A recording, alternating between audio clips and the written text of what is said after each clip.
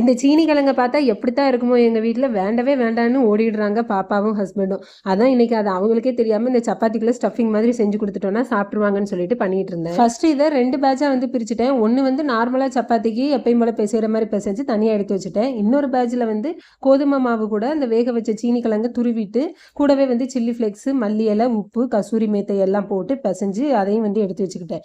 இப்போ நம்ம ஃபர்ஸ்ட் பிசைஞ்சோம்ல சப்பாத்திக்கு, அதுக்குள்ளே ஸ்டஃபிங் ரெடி பண்ணுறதுக்காக இந்த துருவின சீனி கிழங்கு, கேரட்டு, வெங்காயம், பச்சை மிளகா, மல்லி இலை, மிளகாத்தூள், மல்லித்தூள், கரம் மசாலா தூள், அப்புறம் ஜீரகத்தூள், சாட் மசாலா, கசூரி மேத்தி, உப்பு எல்லாம் போட்டு அப்படியே கலந்து ரெடி பண்ணி எடுத்து வச்சுட்டேன். ஸோ அவ்வளோதான். இப்போ வந்து நார்மலாக எப்பவும் போல் சப்பாத்திக்கு தேய்க்கிற மாதிரி தேய்ச்சி இந்த ஸ்டஃபிங்கை வந்து அப்படியே ஃபுல்லாக வந்து ஸ்ப்ரெட் பண்ணி விட்டு அப்படியே மெதுவாக ரோல் பண்ணிக்கிட்டே வந்து சின்ன சின்ன துண்டாக வந்து வெட்டிட்டு அந்த உருண்டையை மெதுவாக வந்து இப்படி ப்ரெஸ் பண்ணி விட்டோம் அப்படின்னா போதும்.